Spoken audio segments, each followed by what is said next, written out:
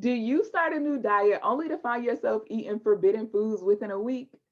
If you're working on consistently eating healthier, then you definitely want to stay tuned because I'm about to break down exactly how ignoring the foods that you love is actually keeping you from the results that you truly want to have in the long run. So, good morning, good afternoon, good evening, whenever you are tuning into this video. I hope you're having an absolutely amazing day. I wanted to come on and have this conversation with you because I've been seeing a lot of people talking about starting diets and how, can I healthy up my favorite food and all of these different things. When I want to share with you exactly why you should not be healthying up your favorite foods and how you trying to do that or restrict yourself away from the foods that you love is actually prolonging that success that you truly want to have around your healthier eating. Okay. So if you're not familiar with me, I am Nutritionist Dani Taylor, and I work with women to help them eliminate overeating, feel good in their body, and consistently eat healthier without sacrificing their happiness or good food. Now, before we get into all of the things that I want to share with you about ignoring the foods that you love, I want you to go ahead and tag your best homegirl in the comments. If you know she's been starting all the diets, she's been doing all of the things, and she hasn't seen the results that she wants to see, and you see her over there trying to act like those cauliflower wings are real chicken wings, you see her. Okay, tag her in the comments because I want to save sis. There's no reason for you to be out here trying to dress up some cauliflower when you can really just have some wings.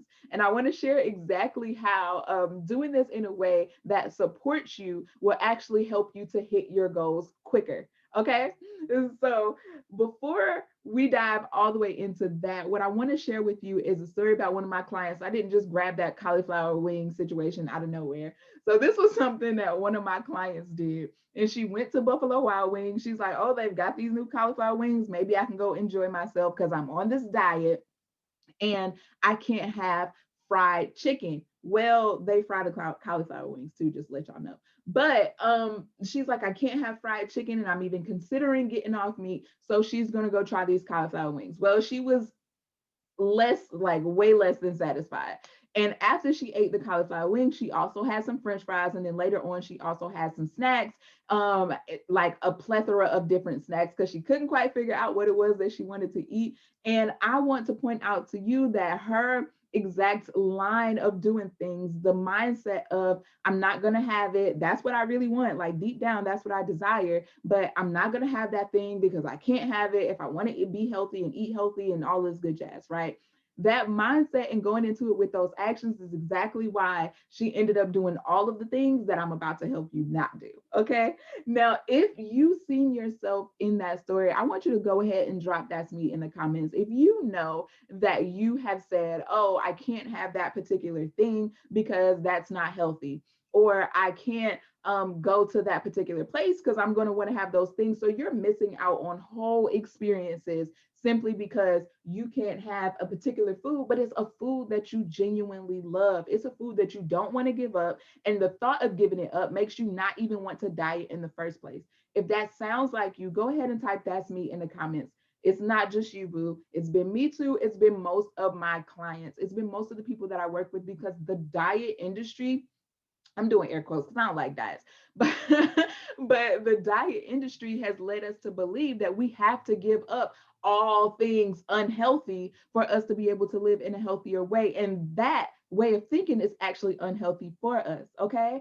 So go ahead and drop that's me in the comments. And let's go ahead and get into these 3 points of how ignoring the foods that you love is actually hurting you in the long run. So the first point is you constantly feel deprived, just like my client who said, I can't have those wings. Now, that was just one thing that she said that she couldn't have, but there was a list of things that she said that she couldn't have if she wanted to be healthy. And of course, working with me, we're unlearning some of these things.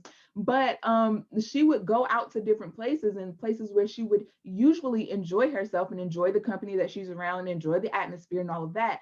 Those places where she would typically enjoy those things are now places where she feels like she's trapped, are places that she feels like she can't go to, places she feels like she can't enjoy simply because the experience is now completely different. The experience is now, I can't have that food. So what is it that I want to have? Even though person across the restaurant is eating that particular thing, I can smell it, I can see it, but I can't have it. That's like low-key torture.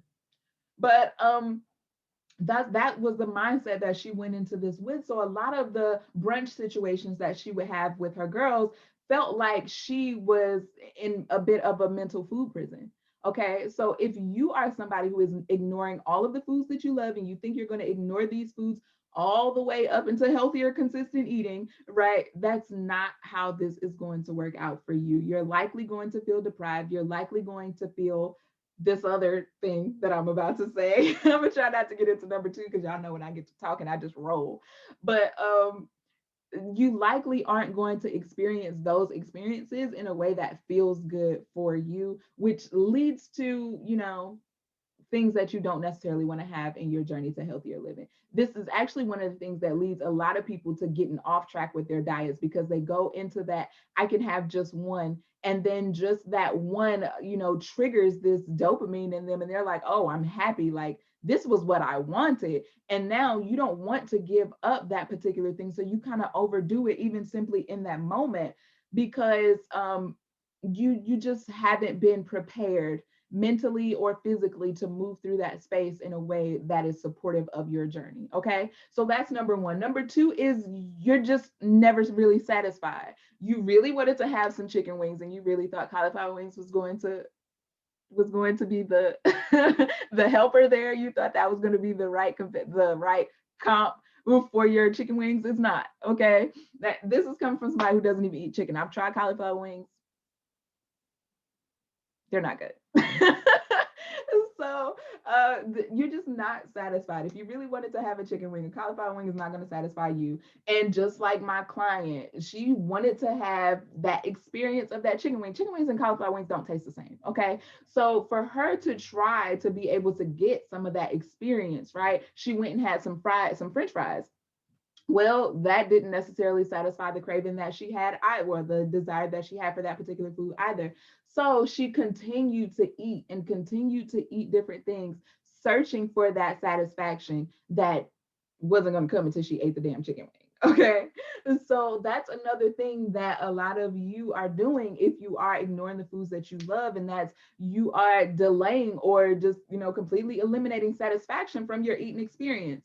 We absolutely want to be satisfied and we want to enjoy the things that we eat. So there is just absolutely no reason for you to cut out the foods that you love, and actually including them will help you stay on track as long as you understand how to have those things in moderation and not overdo it. Because the truth is, eating chicken wings or fried chicken or whatever the case, those things aren't healthy for you. Of course, the fried food leads to inflammation in your body and all kinds of other different things happen. They're not the healthiest things for you to have, but it's not completely unhealthy if your entire experience is kind of centered around that thing. So if you think about it in ways of like, I'm going out to eat with my girls or whatever the case, and I want to have some chicken wings. That's typically what I have when I go to this place, and that, I like their wings and all that kind of stuff. If you go and have that experience, but you're telling yourself, I can't have those wings, I can't do that because I want to be healthy, you're actually putting yourself into that mental food prison that my client was in, that I've helped her get out of. Okay.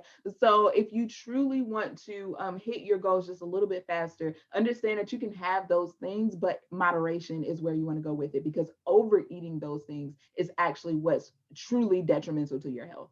So last but not least, as we talk about the three things that last but not least, I completely forgot the topic of this video just that fast.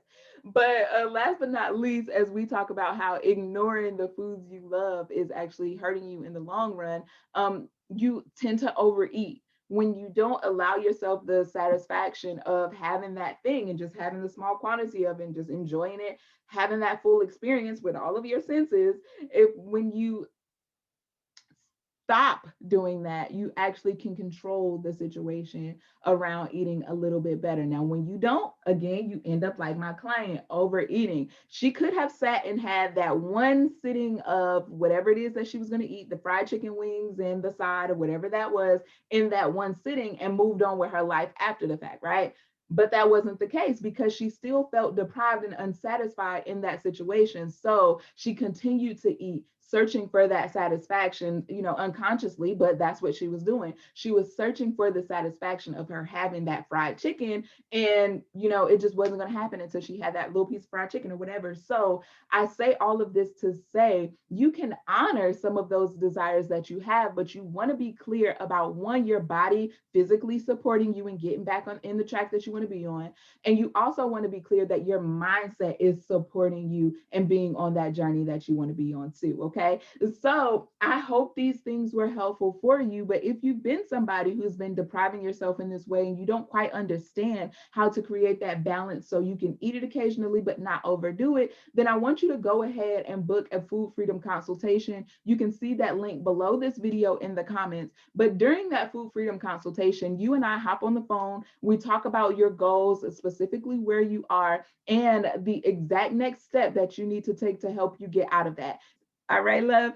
So these are things that I wanted to share with you. Again, if this was helpful, go ahead and book a Food Freedom Consultation below so you can get my eyes on your journey and help you customize that a little bit more so you don't have to be out here doing these different diets that take you from one restriction to another restriction. There's a better way and a healthier life waiting for you to be found. Okay.